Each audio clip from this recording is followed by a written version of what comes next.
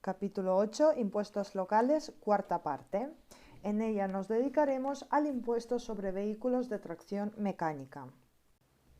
El impuesto sobre vehículos de tracción mecánica es un tributo directo que grava la titularidad de los vehículos de esta naturaleza, aptos para circular por las vías públicas cualesquiera que sean su clase y categoría, sin que resulte posible, por tanto, la traslación jurídica de la cuota del impuesto a terceras personas. Su regulación se encuentra en los artículos 92 a 99 del texto refundido ley, configurándose como un impuesto de titularidad municipal y de exacción obligatoria por los ayuntamientos. Los municipios, por tanto, serán los competentes para su gestión y recaudación, y concretamente el ayuntamiento del domicilio que conste en el permiso de circulación del vehículo. El texto refundido ley permite a las comunidades autónomas establecer y exigir un impuesto sobre la misma materia imponible, pero en caso de hacerlo deberán establecer las compensaciones oportunas a los municipios afectados. Siendo tres las características que vienen explicitadas legalmente, impuesto municipal obligatorio y directo, hay otras que se deducen de su regulación. Se trata de un impuesto real, pues recae sobre los propios vehículos prescindiendo de la referencia a un sujeto determinado. Es un impuesto objetivo porque grava la titularidad del vehículo sin tomar en consideración las circunstancias personales del sujeto titular del vehículo o incluso de si el vehículo circula efectivamente o no. Y es periódico, coincidiendo como regla general su periodo impositivo con el año natural, salvo la primera matriculación del vehículo en la que el inicio del periodo es el mismo día de la adquisición. En todo caso, el devengo se produce el primer día del periodo impositivo. El hecho imponible viene definido por dos circunstancias: la titularidad del vehículo de tracción mecánica y su aptitud para circular por las vías públicas independientemente de su clase y categoría. De acuerdo con la normativa sectorial, se trata tanto de vehículos autopropulsados como son los turismos, autobuses, camiones, etc., como también de los elementos accesorios a estos susceptibles de incrementar su utilidad o capacidad, por ejemplo, remolques. Se considera apto para la circulación el vehículo que haya sido matriculado en los registros públicos correspondientes siempre que no haya causado baja en ellos. También se consideran aptos los vehículos provistos de permisos temporales y matrícula turística. La delimitación del hecho imponible se completa con el establecimiento legal de unos supuestos de no sujeción y otros de exención. Se declaran no sujetos a este impuesto los vehículos que, habiendo sido dados de baja en los registros correspondientes por antigüedad del modelo, puedan ser autorizados para circular excepcionalmente con ocasión de exhibiciones, certámenes o carreras limitadas a los de esta naturaleza. Tampoco están sujetos los remolques y semirremolques arrastrados por vehículos cuya carga útil no exceda de los 750 kilogramos. En cuanto a las exenciones, la ley establece un conjunto de exenciones que automáticamente exoneran de la obligación de pago de este impuesto y son los siguientes: los vehículos oficiales del Estado, comunidades autónomas y entidades locales adscritos a la defensa nacional o a la seguridad ciudadana, los vehículos diplomáticos o de organizaciones internacionales si cumplen ciertas condiciones previstas en la ley, y aquellos vehículos previstos en tratados o convenios internacionales. La exención se establece en atención al carácter público o asimilado de su titular. Se trata de una exención automática sin necesidad de previo reconocimiento expreso. Las ambulancias y demás vehículos directamente destinados a la asistencia sanitaria o al traslado de heridos o enfermos. Los autobuses, microbuses y demás vehículos destinados o adscritos al servicio de transporte público urbano cuando tengan capacidad superior a 9 plazas, incluida la del conductor. Previa petición del sujeto, se pueden declarar exentos los siguientes vehículos agrícolas: tractores, remolques, semirremolques y maquinaria que dispongan de cartilla de inspección agrícola. También pueden resultar exentos, previa solicitud documentada, los vehículos de minusválidos, con minusvalía igual o superior al 33% y para su uso exclusivo así como los vehículos para personas de movilidad reducida. En ambos casos, solo podrán aplicarse a un único vehículo simultáneamente por cada sujeto pasivo beneficiario. Las deudas tributarias que pudieran corresponder a la empresa del grupo Telefónica que tenga la concesión del servicio de telecomunicaciones por este y otros tributos locales se sustituyen por una compensación proporcional al volumen de su facturación. En cuanto al sujeto activo, será el ayuntamiento el domicilio que conste en el permiso de circulación del vehículo. Y en cuanto a los sujetos pasivos, son sujetos pasivos de este impuesto a título de contribuyentes las personas físicas o jurídicas, así como las entidades a las que se refiere el artículo 35.4 de la Ley General Tributaria a cuyo nombre conste el vehículo en el permiso de circulación. Resulta decisiva la titularidad administrativa del vehículo, esto es, quién consta como titular en el permiso de circulación, independientemente de que coincida o no con el verdadero propietario del vehículo. Por eso la ley impone la obligación de tramitar el cambio de titularidad ante la Jefatura Provincial de Tráfico correspondiente. Ahora bien, si el adquiriente de un vehículo ya usado no tramita el cambio de titularidad ante la Jefatura de Tráfico, a pesar de ser el nuevo propietario, como quiera que el permiso de circulación y los recibos correspondientes seguirán girándose al antiguo titular. Este será quien resulte obligado al pago de este impuesto ante la Administración tributaria local, salvo que, enajenado el vehículo, el propio vendedor haya comunicado la transmisión a dicha jefatura, en cuyo caso el ayuntamiento no debería girar las posteriores liquidaciones a aquel. No estaría de más que también se presentase una copia de dicha comunicación al ayuntamiento en cuestión, y todo ello sin perjuicio de que pueda ejercer las acciones civiles oportunas para resarcirse del comprador que ha actuado negligentemente. El texto refundido de la Ley de las Haciendas Locales fija unas tarifas mínimas que potestativamente pueden ser incrementadas por los ayuntamientos, aplicando sobre aquellas un coeficiente que nunca podrá ser superior a 2. El cuadro de los tipos de gravamen es el siguiente. En el caso de los turismos de menos de 8 caballos fiscales, la cuota en euros es de 12,62. De 8 hasta 11,99 caballos fiscales, la cuota es de 34,8. En turismos de 12 hasta 15,99 caballos fiscales, la cuota es de 71,94. De 16 hasta 19,99 caballos fiscales, la cuota es de 89,61. Y de 20 caballos en adelante, la cuota es de 112 euros. El siguiente apartado se refiere a los camiones. De menos de 1.000 kilogramos de carga útil, la cuota es de 42,28. De 1.000 a 2.999 kilogramos de carga útil, la cuota es de 83,30. De más de 2.999 a 9.999 kilogramos de carga útil, la cuota es de 118,64. Y de más de 9.999 kilogramos de carga útil, la cuota es de 148,30 euros. En caso de los tractores de menos de 16 caballos fiscales, la cuota es de 17,67.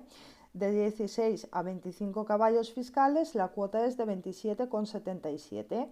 Y de más de 25 caballos fiscales, la cuota es de 83,30 céntimos. El siguiente son los remolques y semirremolques arrastrados por vehículos de tracción mecánica. De menos de 1.000 y más de 750 kilogramos de carga útil, la cuota es de 17,67. De 1.000 a 2.999 kilogramos de carga útil, la cuota es de 27,77. De más de 2.999 kilogramos de carga útil, la cuota es de 83,30. Y en último apartado entran los otros vehículos, que son los ciclomotores con una cuota de 4,42, las motocicletas hasta 125 centímetros cúbicos con una cuota de 4,42, motocicletas de más de 125 hasta 250 centímetros cúbicos con una cuota de 7,57, motocicletas de más de 250 hasta 500 centímetros cúbicos con una cuota de 15,15, las motocicletas de más de 500 hasta 1000 centímetros cúbicos con una cuota de 30,29 y por último las motocicletas de más de 1000 centímetros cúbicos con una cuota de 60,58 €. Como se aprecia, las tarifas determinan la cuota a pagar en función de la clase de vehículo de la que se trate y dentro de cada grupo se fija la tarifa atendiendo a circunstancias como la potencia fiscal, número de plazas o carga útil. Los ayuntamientos, por medio de la correspondiente ordenanza municipal, podrán incrementar, pero nunca disminuir, las cuotas mínimas mediante la aplicación de un coeficiente que no será superior a 2. También podrán fijar un coeficiente distinto para cada una de las clases de vehículos previstas en el cuadro de tarifas, el cual podrá ser a su vez diferente para cada uno de los tramos fijados en cada clase de vehículo, pero sin exceder del límite máximo anterior, que es el 2. Asimismo, los ayuntamientos pueden establecer con carácter potestativo a través de sus ordenanzas sobre la cuota del impuesto, incrementada o no por la aplicación del coeficiente municipal, una bonificación que puede alcanzar como máximo el 75% de la cuota, en función de la clase de carburante que consuma el vehículo y de la incidencia de la combustión de ese carburante en el medio ambiente, así como en función de las características de los motores y su incidencia medioambiental. También podrán establecer una bonificación aplicable a la cuota que puede alcanzar el 100% de la cuota para los vehículos históricos o aquellos que tuvieran una antigüedad mínima de 25 años desde la fecha de fabricación, o si ésta no se conociera, tomando como tal la de su primera matriculación o en su defecto la fecha en que el correspondiente tipo o variante se dejó de fabricar. Asimismo, en Ceuta y Melilla se bonificará la cuota al 50%. Se prevé el prorrateo del pago de la cuota del impuesto por trimestres naturales cuando se trate de la primera adquisición o la baja definitiva del vehículo. Y también se disminuirá proporcionalmente la cuota del impuesto por trimestres naturales en los supuestos de baja temporal por sustracción o robo, desde que se produzca dicha baja temporal en el registro público correspondiente. La transmisión del vehículo no supone ni alteración alguna del periodo impositivo, ni devengo anticipado del mismo, ni genera el derecho a prorratear la cuota resultante. En estos casos, el sujeto pasivo titular del vehículo a 1 de enero será quien se habrá tenido que hacer cargo del pago del impuesto. El ayuntamiento del domicilio del adquirente solamente tendrá derecho al cobro del impuesto a partir del siguiente ejercicio al de la adquisición. En cuanto a la gestión del impuesto, la gestión, liquidación, inspección y recaudación, así como la revisión de los correspondientes actos administrativos de gestión tributaria de este impuesto corresponde al ayuntamiento del domicilio que conste en el permiso de circulación del vehículo. Será esta circunstancia la que aprovecharán algunas empresas de alquiler o renting que tienen matriculados muchos vehículos para abrir sucursales en municipios de reducida tributación, eludiendo gran parte del elevado gravamen de las grandes poblaciones. Por otra parte, si el propietario de un vehículo cambia de domicilio, aunque el código de circulación exige su comunicación, la norma fiscal no obliga a actualizar dicho dato en el permiso de circulación, por lo que su incumplimiento no puede constituir una infracción tributaria sancionable y continuará siendo competente el ayuntamiento del domicilio que conste en el permiso de circulación. En cierto modo, dada la dificultad de prueba, queda en manos del titular la no comunicación del cambio domiciliario si las tarifas del anterior ayuntamiento son más reducidas que las de su nueva residencia habitual. Por su parte, la normativa de las haciendas locales sí que permite que los ayuntamientos puedan exigir el impuesto a través de autoliquidaciones, previa aprobación de la correspondiente ordenanza fiscal. Sin embargo, el sistema habitual de gestión es el de los tributos de cobro periódico mediante notificación colectiva y emisión del recibo. Para elaborar los correspondientes padrones, las jefaturas provinciales de tráfico comunicarán a los ayuntamientos interesados tanto las matriculaciones como los demás cambios que les afecten, por ejemplo, la baja definitiva del vehículo. Por otra parte, se establecen ciertas garantías relacionadas con el cobro del impuesto que implicarían la paralización por las oficinas de tráfico de los eventuales expedientes de matriculación, certificados de aptitud para circular, reforma o transferencia de los vehículos. Por último, el cobro del tributo se rodea de una serie de garantías tendentes a evitar su elusión, condicionando el cambio de la titularidad registral de un vehículo a la debida justificación del pago del mismo. Las jefaturas provinciales de tráfico no tramitarán el cambio de titularidad administrativa de un vehículo en tanto su titular registral no haya acreditado el pago del impuesto correspondiente al periodo impositivo del año anterior a aquel en el que se realiza el trámite. Para acreditar dicho pago, bastará con que no existan anotaciones por impago en el registro de vehículos, dado que los ayuntamientos, al finalizar el periodo voluntario, deben comunicar informáticamente al registro de vehículos de la Dirección General de Tráfico el impago de la deuda correspondiente al periodo impositivo del año en curso. Ahora bien, en el caso de que existan varios periodos pendientes de pago, el ayuntamiento no puede exigir que se abonen todos los recibos, debiendo permitir que el adquiriente abone únicamente el del último ejercicio y se produzca el cambio de titular en la Dirección General de Tráfico. Y es que el cambio de titularidad administrativa del vehículo no afecta a la subsistencia de las deudas tributarias del impuesto sobre vehículos de tracción mecánica, de forma que el ayuntamiento podrá seguir exigiendo el pago de las mismas a través de procedimientos de recaudación con el límite de la prescripción. Y pasamos al impuesto sobre construcciones, instalaciones y obras.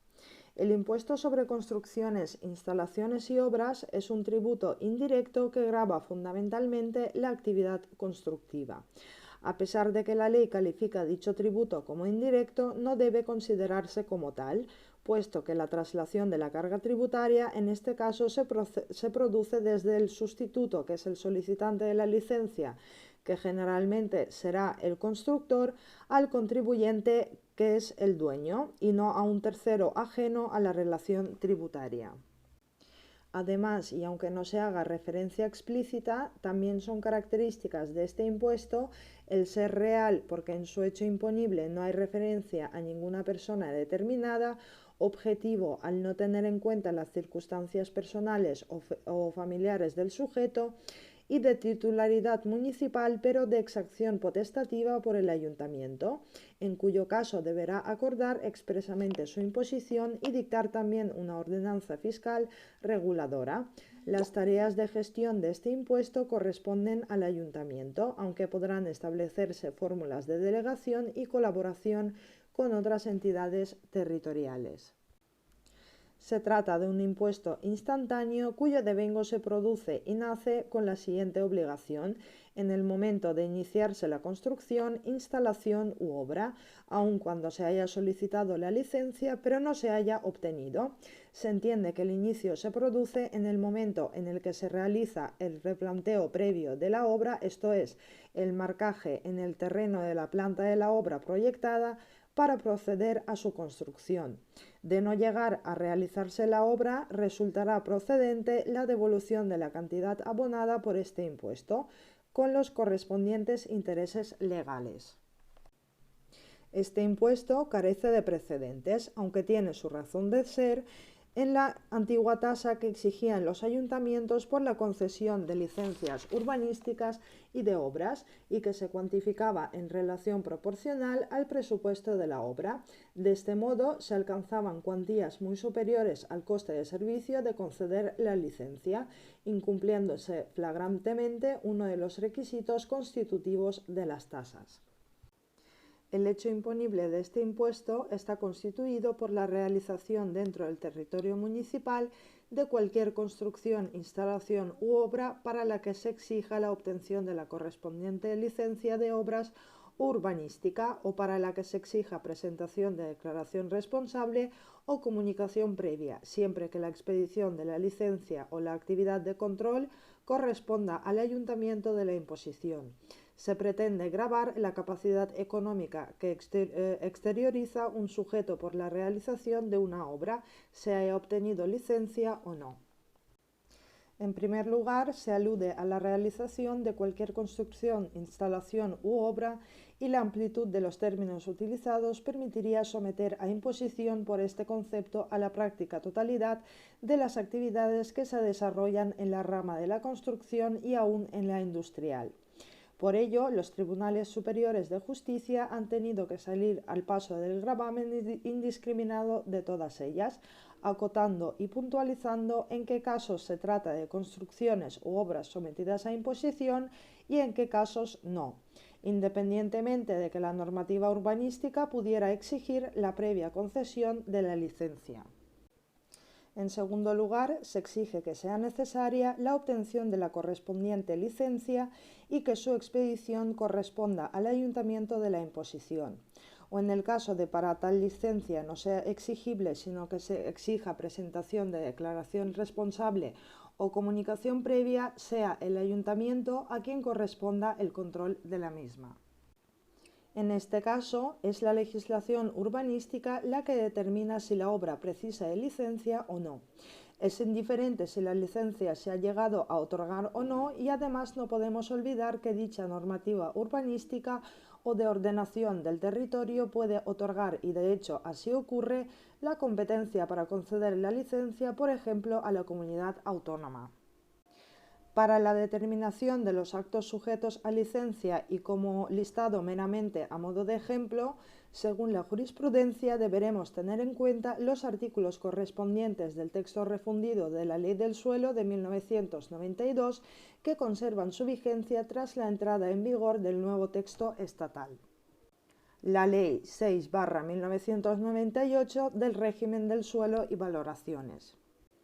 El artículo 1 del Reglamento de Disciplina Urbanística de 1978 establece la necesidad de licencia para los siguientes actos: obras de construcción de edificaciones e instalaciones de todas clases de nueva planta, obras de ampliación de edificios e instalaciones de todas clases, las de modificación o reforma que afecten a la estructura de los edificios e instalaciones de todas clases, de modificación del aspecto exterior de los edificios e instalaciones de todas clases, las obras que modifiquen la disposición interior de los edificios, cualesquiera que sea su uso, determinadas obras y usos provisionales que habrán de demolerse cuando lo acuerde el ayuntamiento, obras de instalación de servicios públicos, parcelaciones urbanísticas, movimientos de tierras, la primera utilización u ocupación de los edificios e instalaciones en general, el uso del vuelo sobre las edificaciones e instalaciones de todas clases,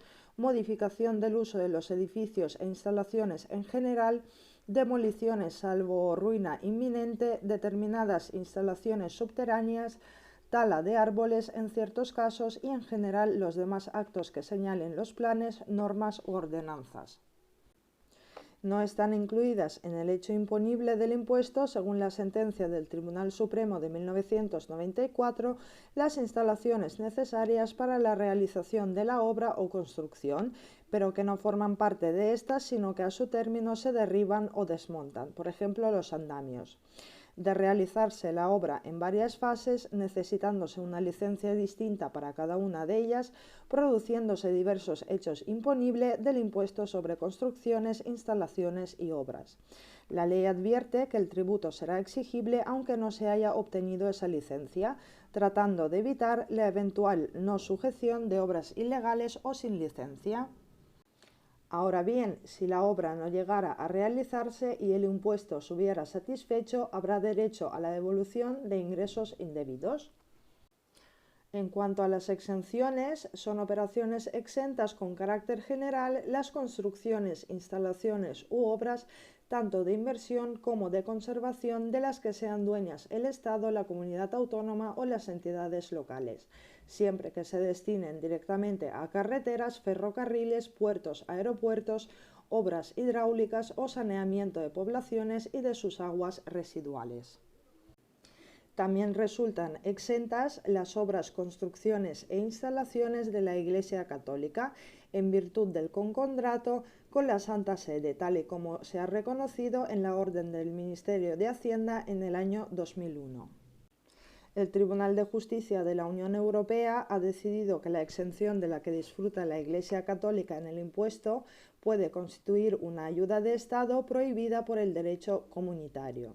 Así, en la sentencia del año 2017 ha subrayado que una exención fiscal como la controvertida en el litigio principal, de la cual se beneficia una congregación de la Iglesia Católica por las obras realizadas en un inmueble destinado al ejercicio de actividades sin una finalidad estrictamente religiosa, puede estar comprendida en el ámbito de la prohibición establecida en el artículo 107 del Tratado de Funcionamiento de la Unión Europea, si tales actividades son de carácter económico y, en la medida en que lo sean, extremo que corresponde verificar al órgano jurisdiccional remitente.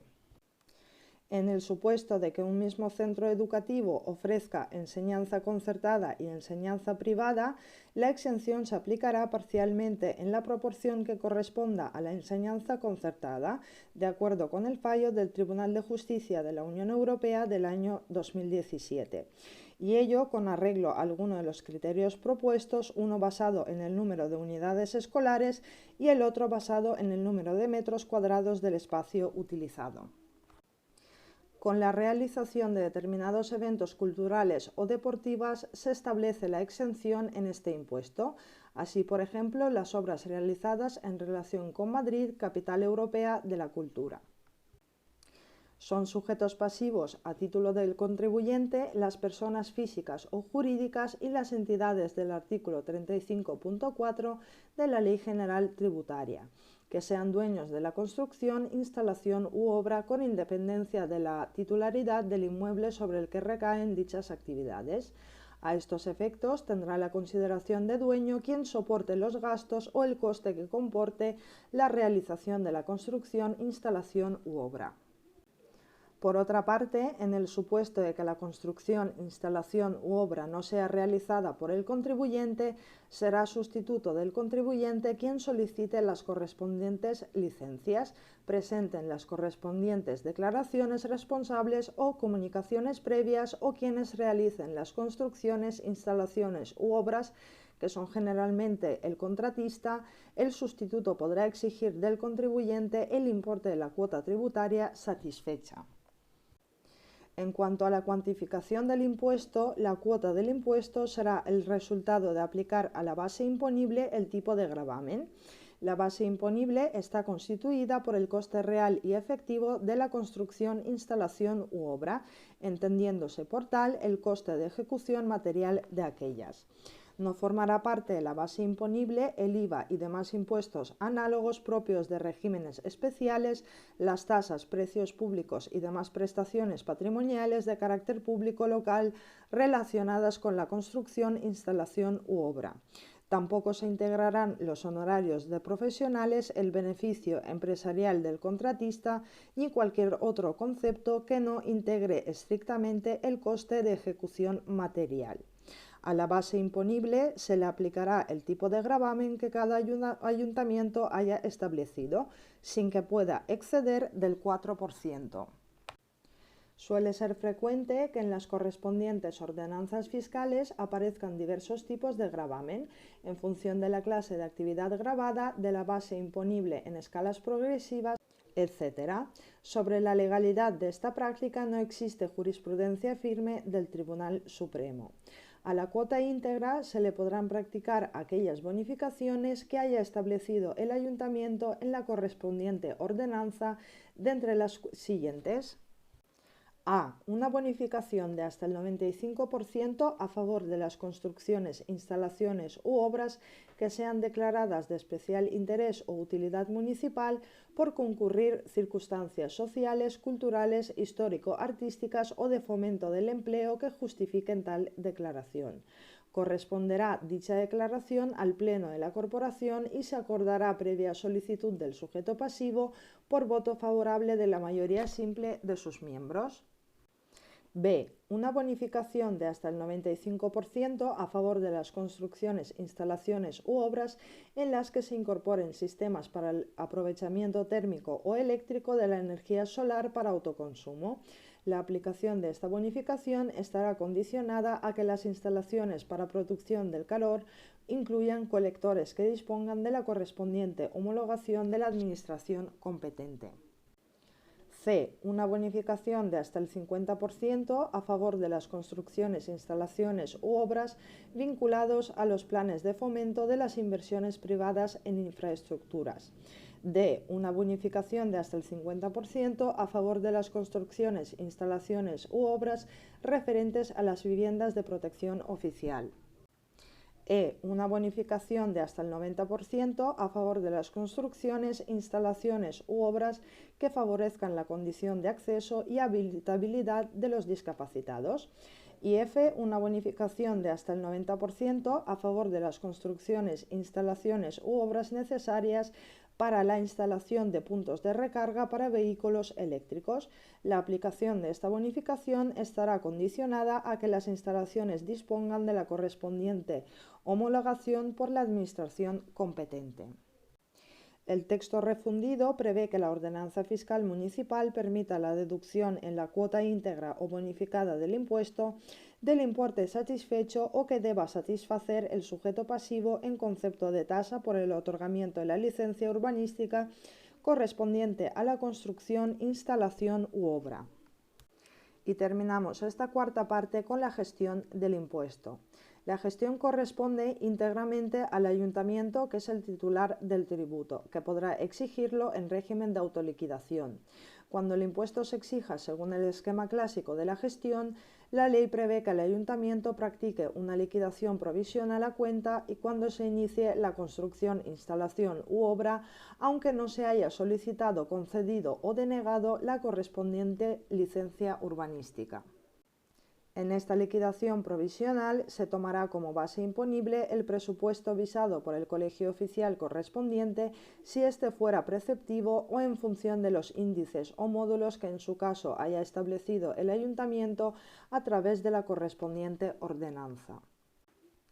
Finalizada la obra y teniendo en cuenta su coste real y efectivo, el ayuntamiento, previa comprobación administrativa en su caso, modificará la base imponible reflejada en la liquidación provisional, dictando la correspondiente liquidación definitiva, que puede comportar un ingreso del sujeto o bien dar lugar a un reintegro de la cantidad correspondiente. En la correspondiente ordenanza fiscal, el ayuntamiento podrá establecer sistemas de gestión conjunta y coordinada de este impuesto y de la tasa devengada por el otorgamiento de la preceptiva licencia municipal.